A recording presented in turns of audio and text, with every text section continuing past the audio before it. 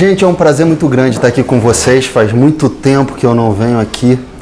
E o fato é que eu estou vendo tanto rosto diferente. Eu acho que a maioria eu não conheço, eu não lembro pelo menos. Eu lembro ali do Pataxó, com muita clareza, da Alice que eu vi ontem, mas as outras pessoas eu não estou lembrando. Não sei se é a minha memória, que já não anda muito bem. Então, enfim, mas de qualquer maneira é bom ver gente nova, rostos novos. E eu sempre fico muito feliz quando eu estou aqui, que eu falo sempre com o Lizardo que eu acredito muito nisso daqui. Isso daqui para mim é uma experiência fantástica. Se alguém me perguntar, Michael, o que você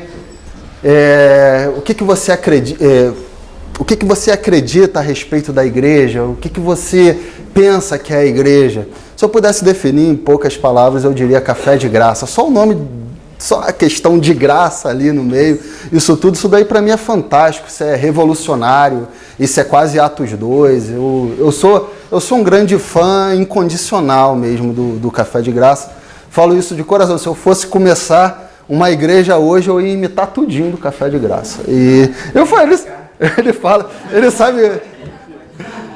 Mas assim, de fato que é muito bom estar aqui. Eu estou acompanhado da minha esposa, Dilcilene. Grande bênção de Deus na minha vida, um presente de fato. E, enfim, é realmente muito bom.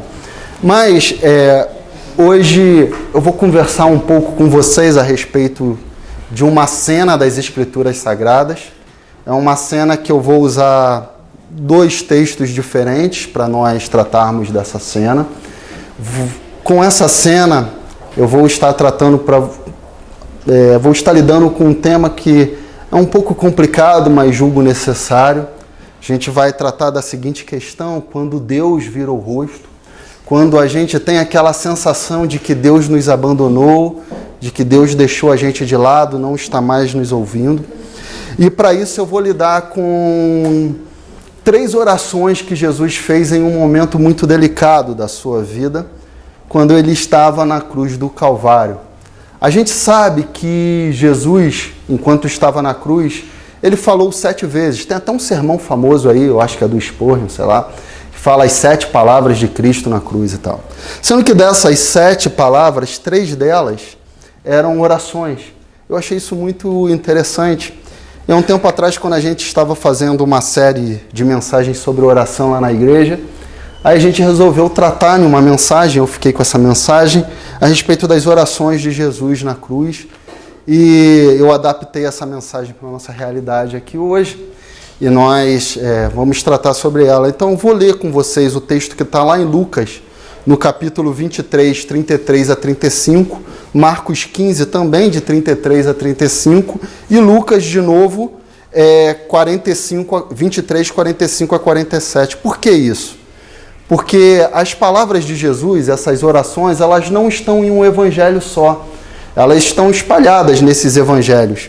Nem todos os evangelistas eles prestaram atenção em todas as palavras de Jesus. Então você precisa compor a partir dos evangelhos.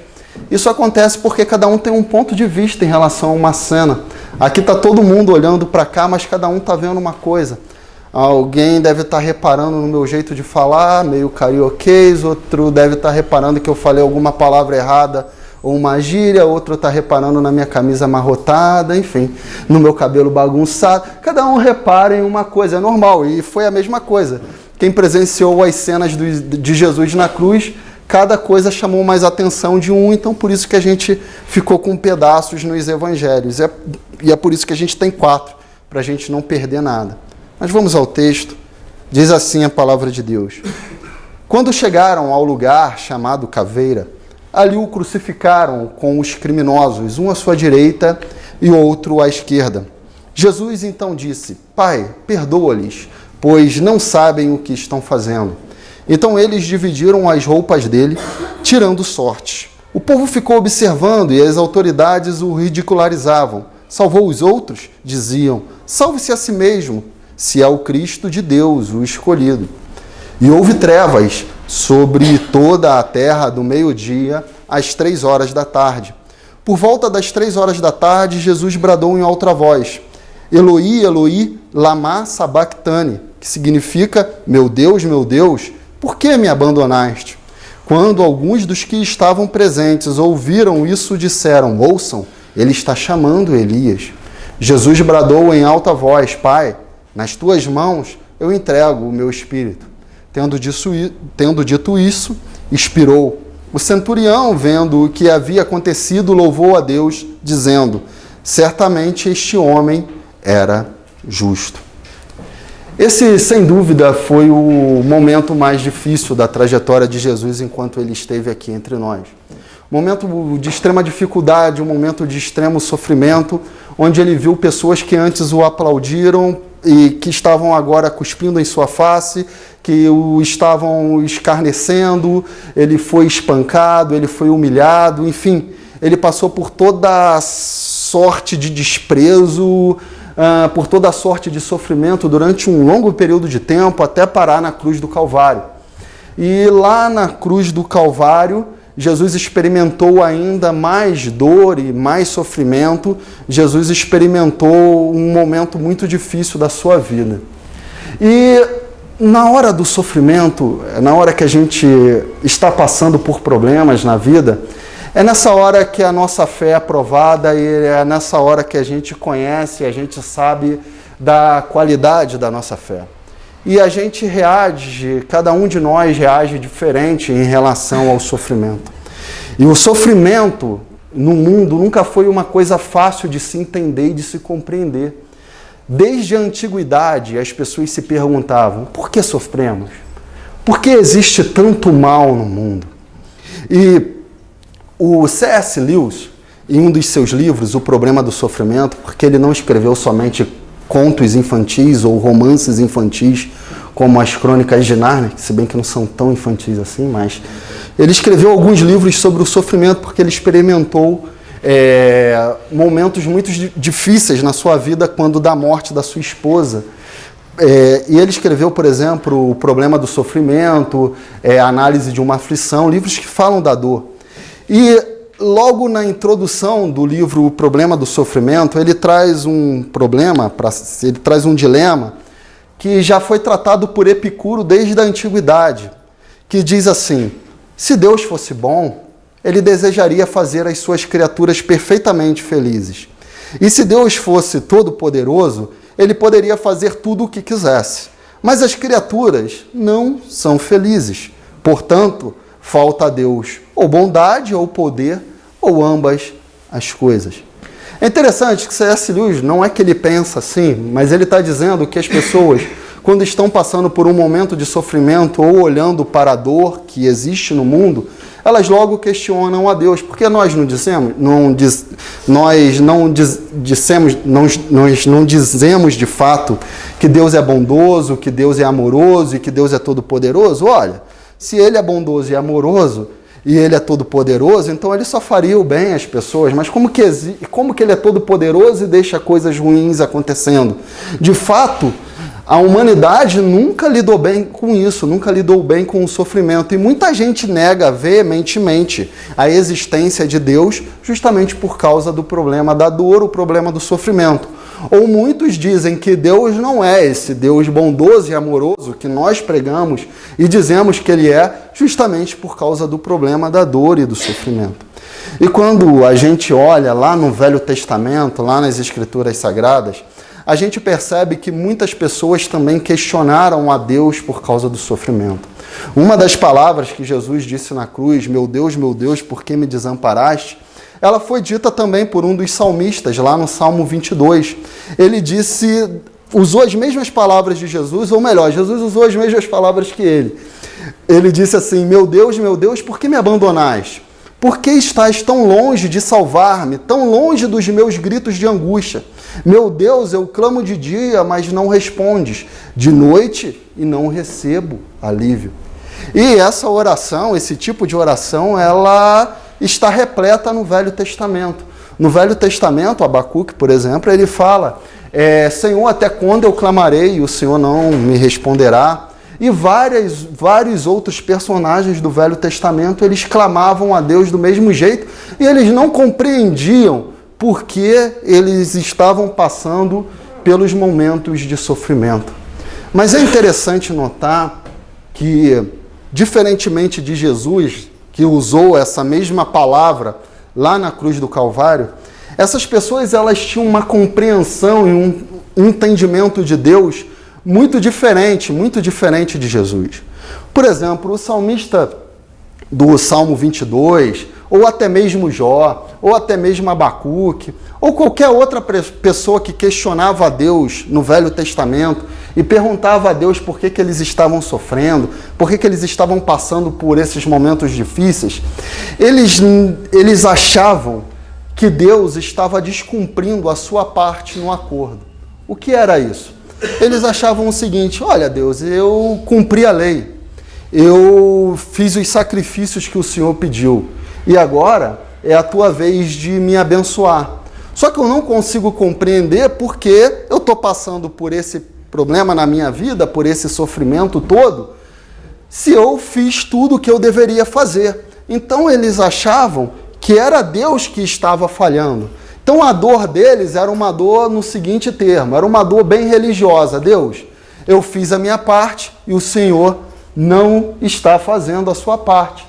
Era a grande agonia de Jó, por exemplo, porque Jó, ele achava, quando até os amigos perguntaram: Jó, você falhou em alguma coisa? E de fato Jó dizia: não, eu não falhei em nada, eu fiz tudo que Deus mandou eu fazer. E de fato tudo que a religião dele dizia que ele tinha que fazer, Jó fez. Então Jó achava que não podia passar pelo sofrimento, porque ele acreditava que se eu faço direito, eu tenho que receber necessariamente bênção e eu não tenho que receber nada de ruim. É por isso que a mulher de Jó vira para ele e fala: olha, Jó, amaldiçoa teu Deus e morre, porque olha, se Deus descumpriu tua parte no acordo, então você se livra dele logo, morre, é melhor, porque tua vida não tem mais sentido, acabou tudo para você. Não dá para você seguir em frente desse jeito. Mas a dor de Jesus na cruz era uma dor diferente, porque Jesus não estava achando que Deus havia descumprido a parte dele no acordo. Muito pelo contrário, Jesus sabia muito bem que estava indo na cruz, para a cruz, em comum acordo com Deus. Mas aquele momento de Jesus na cruz foi um momento de abandono. Foi um momento em que Jesus deixou de sentir, deixou de perceber a presença de Deus na sua vida. Isso acontece até mesmo conosco quando a gente está em momento de sofrimento. Quando a gente acontece alguma tragédia na nossa família e tudo mais, ou com a gente mesmo, algum problema muito grave, geralmente a gente pensa que Deus está longe de nós, que Deus nos abandonou, que Deus se esqueceu de nós, que Deus está abençoando as outras pessoas, mas não está nos abençoando, porque eu estou passando por esse problema. Mas no caso de Jesus, foi porque ele estava tão acostumado a viver em íntima comunhão com Deus, ele não se relacionava com Deus na base de Deus, eu faço o correto e o Senhor me abençoa. Mas ele, muito pelo contrário, ele nem a Deus ele chamava por Deus ou Senhor simplesmente, mas ele nos ensinou e ele mesmo chamava a Deus de quê? De Pai. Ele tratava a Deus como paizinho de amor. Ele experimentava a íntima comunhão com Deus, a íntima presença de Deus. Mas o que aconteceu? Lá na cruz do Calvário, porque Jesus estava recebendo todos os nossos pecados, ele precisou ser abandonado por Deus. Ele foi abandonado por Deus naquele momento, então ele agonizou perante a distância que ele estava sentindo de Deus naquele momento. E isso para ele foi uma dor muito terrível. Foi uma dor mais terrível do que a própria dor física do que ele estava sentindo, porque ali ele estava se sentindo abandonado e distante de Deus num sofrimento terrível. Mas nesse momento de dor, nesse momento de sofrimento, e como eu disse antes, são nesses momentos em que a gente olha e conhece o caráter de alguém, e principalmente ali Jesus, não sentindo a presença de Deus, se sentindo sozinho e abandonado, talvez Jesus tivesse todas as desculpas do mundo para, se extravasar, falar até algumas coisas meio esquisitas. Mas é interessante que ao invés disso, Jesus ele prefere mostrar para a gente coisas que denotam a essência do cristianismo, mesmo se sentindo abandonado por Deus. Ele podia reagir com indignação, mas ele preferiu agir de maneira diferente. A lógica do Velho Testamento era o quê? Era eu me achar um abençoado por Deus, alguém que servia a Deus. Então eu me achava melhor do que os outros povos, as outras nações que não seguiam a Deus. E o povo de Deus no Velho Testamento nem conseguia entender a bênção que as outras nações recebiam. As bênçãos que as outras nações recebiam. O que eles diziam? Tem um salmista que fala assim para Deus: Deus, por que os ímpios prosperam? Ele não compreendia, ele achava que as pessoas que não serviam a Deus não podiam prosperar. Não podiam ter bênçãos na sua vida. Ele olhava e achava que as pessoas deveriam ser amaldiçoadas. Um outro exemplo, no Salmo 137, o salmista ele vira para Deus e fala assim: ah, Deus, quem me dera alguém pegasse com a cabeça dos filhos de Babilônia e desse com ela nas pedras. Era o que? Era um sentimento de vingança em relação àqueles que faziam mal para ele. No Velho Testamento isso fica muito claro, muito latente. Mas na cruz, a primeira oração que Jesus faz na cruz é uma oração que diz assim: Pai, perdoa-lhes, pois eles não sabem o que estão fazendo.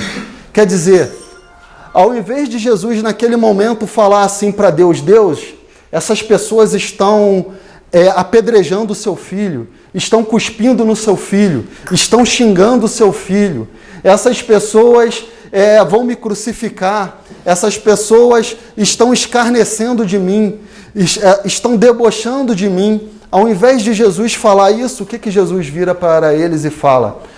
Pai, perdoa-lhes. Ao invés de Jesus falar para Deus: Pai, se vinga dessas pessoas que estão escarnecendo do seu filho, o que Jesus fala? Pai, perdoa-lhes. É interessante que hoje, mesmo depois de 2000 anos de cristianismo, as pessoas têm mais, as igrejas, elas vivem mais na lógica do Velho Testamento, na lógica da vingança, do que na lógica do Evangelho, que é a lógica do perdão e da graça. Tem uma foto que eu coloquei aí, que ela é um recorte de várias músicas que tocam hoje nas rádios. Não quero falar mal de ninguém, não vou falar nome nem nada, se vocês conhecem, conhecem. Qualquer coisa é só olhar no Google depois que vocês vão saber de quem é. Mas agora vocês olhem isso, olha só como é que a lógica da vingança, a lógica da retribuição. Hoje é dia de você humilhar. Onde que Jesus falou isso? Agora é a sua vez de humilhar. Quem te viu passar na prova e não te ajudou, quando ver você na bênção vai se arrepender. Quer dizer, Deus me abençoa para eu tirar onda com o outro, não sei o quê. Quem não acredita que você consegue vai sentir o gosto amargo da decepção. Meu Deus do céu, isso é evangelho aonde, gente? Só olhar para esse texto de Jesus da cruz. Agora, olha essa que está ali no meio, gente. Vai lá, pega quem falou da minha vida. Vocês imaginem Jesus na cruz falando: vai lá, Pai, pega eles que estão me escarnecendo. Sabe o que eu lembro disso? Eu lembro quando eu era garoto, eu tinha um pastor alemão, e o pastor, ele era obediente, era um cachorro nervoso, mas eu lembro que eu estava um dia no quintal da minha casa, e o cachorro, eu era pequeno, né, garoto, e eu estava assim, fazendo carinho na cabeça dele, ele paradão. Aí entrou um cara, e ele, como estava do meu lado, ele era obediente, ele não fez nada. Ficou só olhando, levantou o orelhão, né? O pastor alemão ficou ligadão lá, olhando pro cara. Aí eu olhei pro cachorro e falei assim: pega, Bávaro, era o nome dele. Aí não teve jeito, o cachorro saiu correndo igual um desesperado. Eu, para, pelo amor de Deus. Aí o cachorro foi e parou. Eu fiquei olhando para isso aqui, parece que Deus é um cachorro, né? Vai lá, pega, Deus. Pega, Pai, pega, Pai. Não faz sentido, não tem teologia. E quando eu olho para isso, eu estou olhando assim, Jesus passando no momento mais delicado da vida dele, Jesus tinha quase o direito de fazer essas coisas, porque, sabe, na hora do sofrimento a gente fica meio perdido, atordoado, mas ao invés disso, o que ele faz? Mesmo no momento de maior sofrimento, ele resolve evidenciar a essência do Evangelho, ele quer mostrar o que é amor, ele quer mostrar perdão ao próximo, Jesus quer mostrar graça. Então toda essa teologia de retribuição, de vingança, todas essas coisas que a gente vê aí em um bando de música, um bando de gente pregando, não quero falar nome de ninguém, essas coisas todas não fazem sentido nenhum, não nos ajudam em nada, sei lá, fazer a gente ficar perdido igual lá no Velho Testamento. Daqui a pouco a gente está decepcionado com Deus, a gente está gritando um monte de coisa com Deus, porque a gente aprendeu tudo errado. Quando a gente devia estar mostrando amor e perdão, graça, a gente está preocupado com a nossa bênção e tudo mais, com um monte de coisa. E, gente, a gente às vezes é difícil compreender o que Jesus estava passando na cruz. Eu falei aqui por alto, por solto, que Jesus naquele momento na cruz do Calvário, ele se sentiu abandonado, se sentiu distante de Deus. Mas ele não somente se sentiu abandonado. Quando Jesus disse, meu Deus, por que me abandonaste? Isso não foi uma frase retórica, uma pergunta retórica. Isso daí não foi simplesmente para ele citar um texto do Velho Testamento para dizer, olha gente, até na cruz eu sei a Bíblia de cor. Não, ele não fez isso. Quando Jesus colocou aquilo na cruz do Calvário, foi porque naquele momento ele realmente estava abandonado.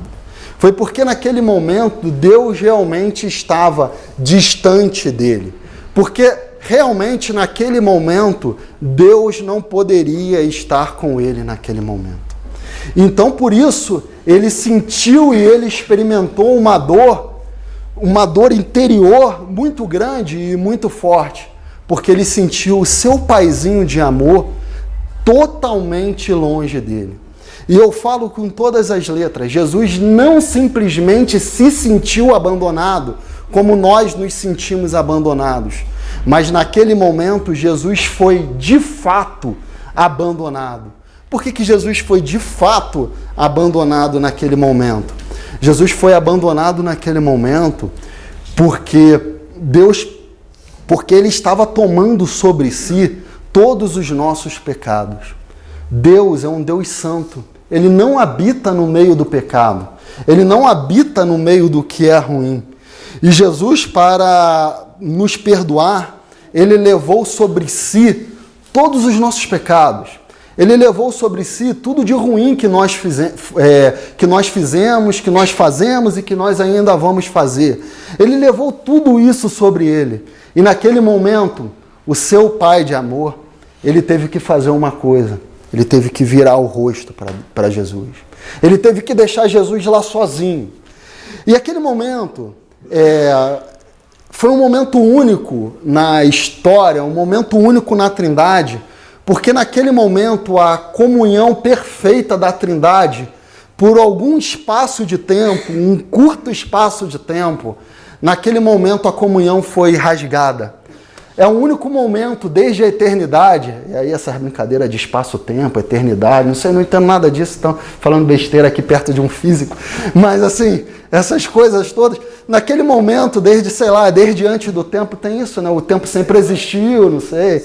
Stephen Hawking fala essas coisas, né? Primeiro ele prova que começou, depois não, né? Coisa de maluco, né? Mas assim, não entendo nada disso, assim. Mas eu sei que é o seguinte, seja lá qual for a teoria, esse foi o único momento em que o pai se separou do filho, em que o pai não pôde estar junto com o filho. E nesse momento, não era só Jesus sentindo dor, mas imagina o coração de Deus rasgado por ter que abandonar o seu filho na cruz do Calvário, por ter que deixar lá o seu filho sangrando até morrer na cruz do Calvário. E a gente pensa assim, mas ele não é todo poderoso, por que ele não foi lá e tirou o filho dele na cruz? Mas ser todo poderoso não significa que você faz tudo o que você quer de maneira irresponsável, ou que você faz tudo o que você quer sem um propósito. Acima da vontade dele de tirar o filho dele da cruz, eu não duvido nada que Deus tinha essa vontade. Acima dessa vontade, Deus tinha uma vontade maior, que era trazer de volta para ele todos os seus filhos, que era poder ter íntima comunhão com todos os seres humanos que se perderam. Então, diante disso, ele teve que sacrificar a sua vontade mesmo sendo todo poderoso, ele não pôde fazer o que ele queria fazer naquele momento, porque tinha algo maior que ele queria, que todos os seus filhos estivessem junto com ele. Por isso que Deus tornou pecado por nós, aquele que não tinha nenhum pecado, para que nele, em Jesus, nos tornássemos justiça de Deus. Por isso esse foi um momento de grande dor para Jesus. Deus precisou abandonar o filho dele. Deus precisou abandonar Jesus na cruz para não ter que abandonar nenhum de nós. Para não ter que nos abandonar. E aí você pode me perguntar, mas Michael, em diversos momentos das nossas vidas nós estamos sofrendo. Em diversos momentos das nossas vidas nós oramos e nós não ouvimos Deus nos respondendo. Em diversos momentos nós achamos que Deus está distante. Nós achamos que Deus está muito longe. É como um autor, como Isaías disse uma vez assim, ora, mas que leve sussurro nós temos ouvido de Deus. É como se ele estivesse totalmente distante de nós. Será, Michael, que nesses momentos Deus não nos abandonou? E eu digo para vocês com todas as letras, Deus nunca nos abandonou. Sabe por que ele nunca nos abandonou? Porque a única coisa que pode fazer ele abandonar alguém, que fez ele virar o rosto, é o pecado.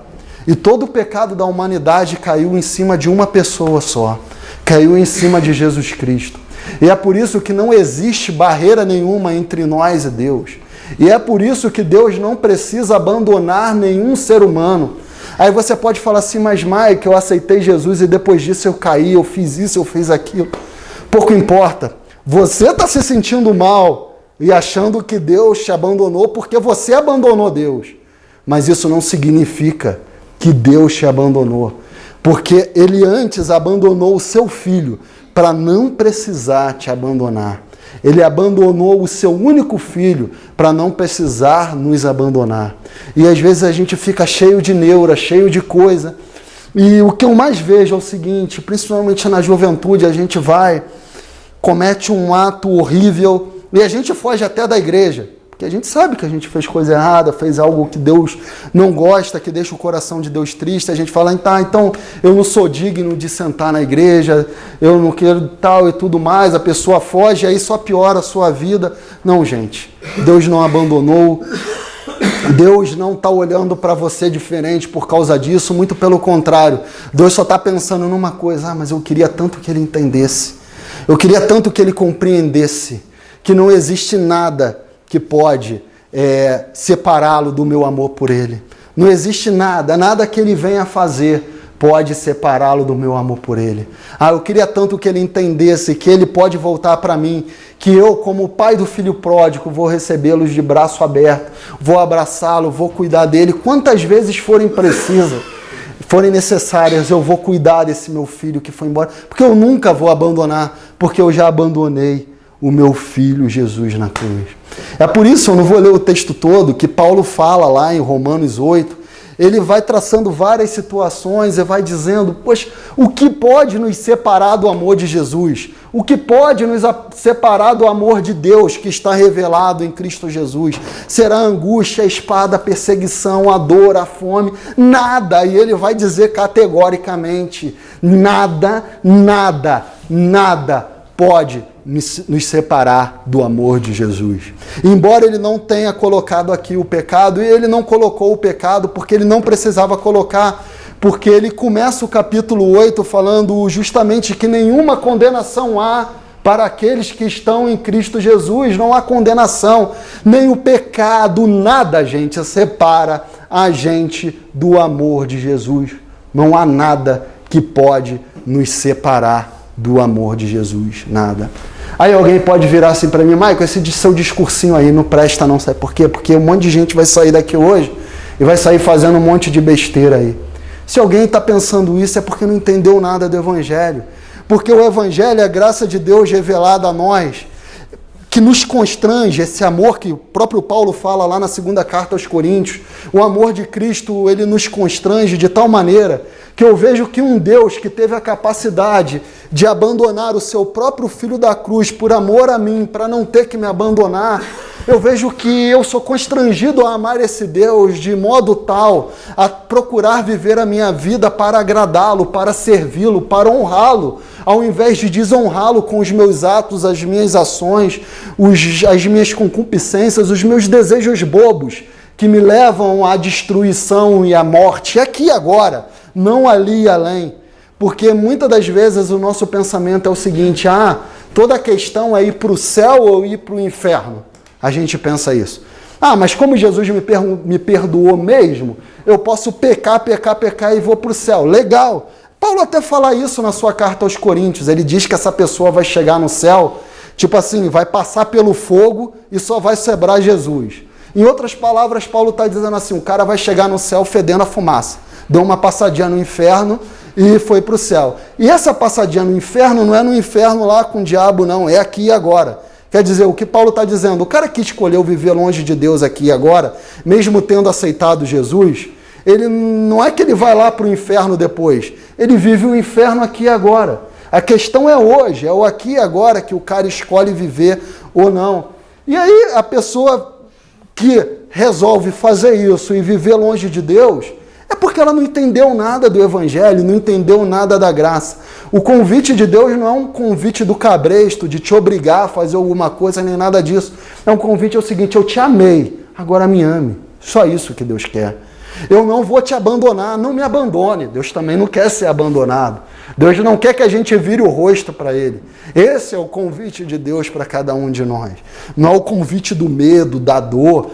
Com Deus não existe muito aquela história, embora aconteça com a gente na prática, a gente gosta de dizer, não foi pelo amor, vai pela dor, né? Como se Deus assim, eu fiz isso pro cara vir. Não é. Esse não é o método de Deus. O método de Deus sempre foi o método da graça. O mal acontece, e às vezes o mal aconteceu e por causa disso a gente procurou Deus. Deus usou o mal para o bem, mas não é que Deus vai te fazer o mal para você e para ele. Isso não faz muito sentido dentro do Evangelho. Mas, gente, tem um detalhe. Lá no final lá na cruz do Calvário, a última palavra que Jesus vira para Deus e fala é o seguinte: Pai, nas tuas mãos eu entrego o meu espírito. E o interessante disso, eu lembro que eu estava conversando sobre esse texto com um pastor da minha igreja, o Neuber, ele já esteve aqui. E o Neuber me fez uma seguinte pergunta: Michael, você não acha estranho, não? Alguém que há um minuto atrás, estava se sentindo abandonado por Deus e perguntou a Deus por que ele o tinha abandonado. Você não acha estranho que um minuto depois essa pessoa vire para esse Deus que o abandonou e diga: Pai, nas tuas mãos entrego o meu espírito? Aí a gente olhou, a gente ficou sem resposta, óbvio. Eu fui para casa pensar no assunto. E a única resposta que eu chego é o seguinte: por mais que naquele momento Jesus tivesse sido realmente abandonado por Deus, e ele foi abandonado, diferente da gente, ele sabia de uma coisa. Ele sabia que o único lugar seguro que ele podia se colocar, ele sabia que, apesar de ter sido abandonado por Deus, a única pessoa confiável para quem ele podia se dirigir era o próprio Deus. E é por isso que ele não teve dúvidas de, mesmo sabendo que estava abandonado por Deus, de, naquele momento, entregar o seu espírito nas mãos de Deus. Você sabe o que isso significa para as nossas vidas? Diferentemente de Jesus, e eu vou afirmar isso o tempo inteiro, Deus não nos abandona, mas nós nos sentimos abandonados. Mesmo nos momentos em que nos sentirmos abandonados, achando que Deus virou o rosto, achando que Deus nos abandonou, achando que Deus está distante, mesmo nesses momentos, não fuja de Deus. Mesmo nesses momentos, não vá para longe de Deus. Mas principalmente nesses momentos, saiba que o mais seguro e o melhor que você tem a fazer, mesmo achando que ele virou o rosto, é entregar as suas vidas na mão dele. É colocar as suas vidas na mão dele.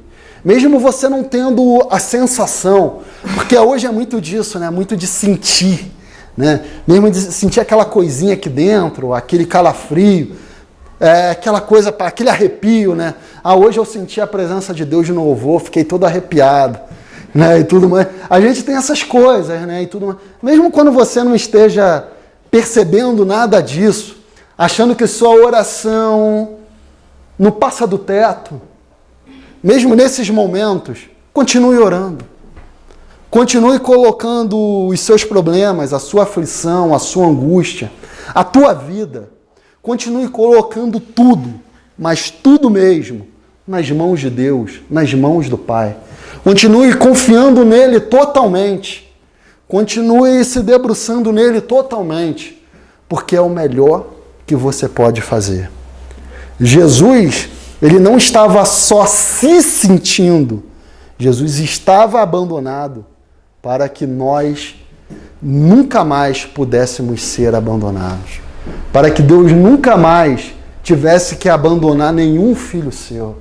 Então, no seu momento de dor, no seu momento de sofrimento, quando você achar que Deus virou o rosto, lembre-se disso.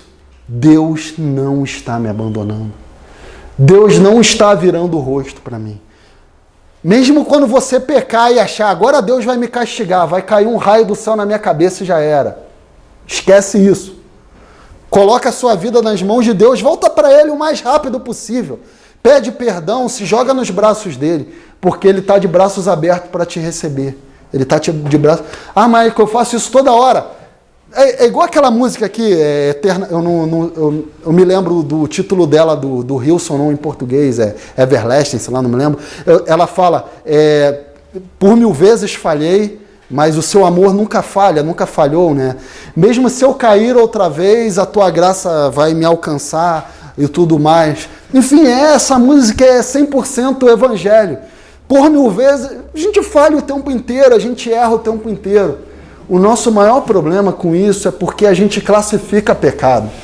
Porque se a gente tivesse noção de que a gente, ninguém aqui fica triste porque fez fofoca. Alguém aqui já se sentiu mal com Deus porque fez fofoca? Porque falou mal do sermão do Lizardo?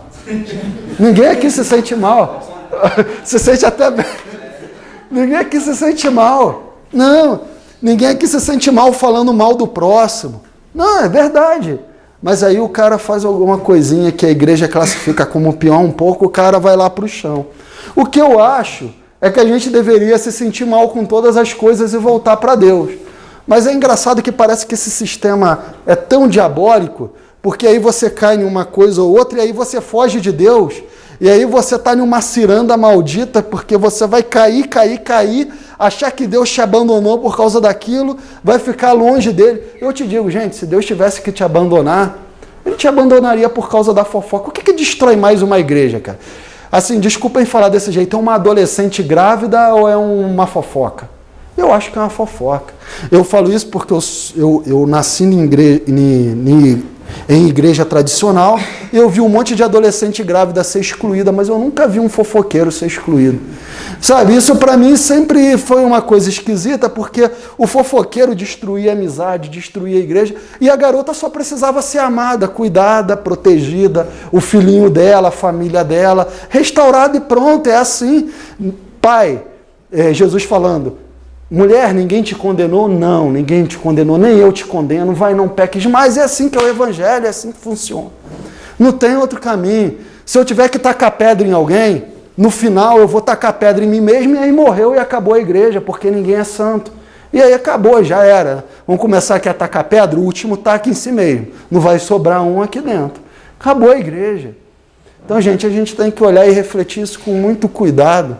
E sempre olhando para esse amor, para essa graça, para essa bondade de Deus. Procurando, por causa desse amor, Deus, eu quero viver minha vida diferente. Por causa desse amor, Deus, eu quero me jogar em Ti. Eu quero deixar de fazer coisas que Te desagradam. E pedir ajuda toda vez que a gente cai.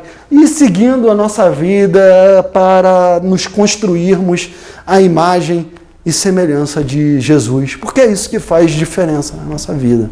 Mais nada faz diferença na nossa vida. É isso que determina o nosso relacionamento com Deus, é isso que faz diferença. Gente, vamos orar? Vamos pedir a Deus que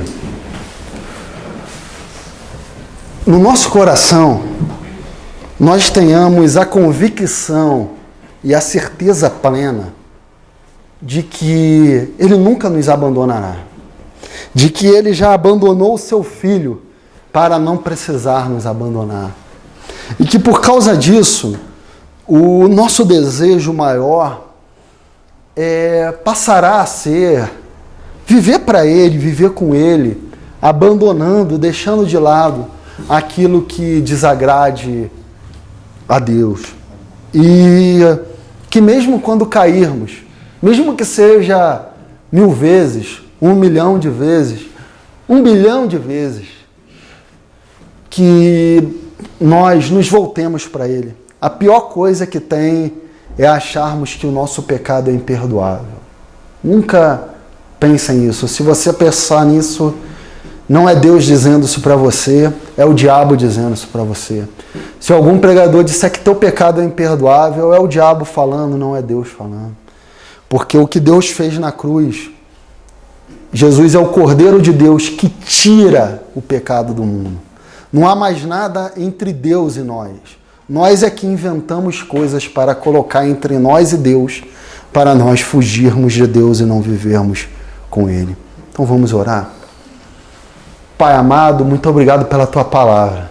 Obrigado por tudo que o Senhor nos deu nessa noite, ó Pai. Muito obrigado pela Tua graça, pelo Seu amor infinito, ó Pai. Obrigado porque Teu amor nos constrange, ó Pai. E obrigado porque apesar de nós mesmos, ó Pai, o Senhor fala conosco, o Senhor nos dá a Tua palavra e o Senhor nos instrui, ó Deus, a viver contigo, a viver para Ti, a seguir o Teu caminho, ó Pai. Senhor, nos ajude a entender, ó Pai, a cada dia das nossas vidas que o Senhor nunca nos abandonará, ó Pai. E eu sei, ó Pai, que há momentos difíceis, momentos de dor, de sofrimento, que nós achamos que o Senhor está distante, ó Pai. Achamos que a nossa oração não passa do teto, ó Pai. E nos ajude, Senhor, que nesses momentos nós saibamos, ó Pai, que não é o Senhor que nos está nos abandonando, ó Pai. Que o Senhor nunca nos abandona e que nós podemos com toda certeza, com toda confiança, ó Pai, confiados na Tua graça, no Teu amor, ó Pai, nós podemos nos jogar em Ti, nos entregar a Ti, ó Pai, e o Senhor vai cuidar de nós, vai nos proteger, mesmo que por alguma razão os nossos sentidos não estejam Te captando, ó Pai. Muito obrigado por tudo. Obrigado aqui, ó Pai, pelo café de graça, ó Pai.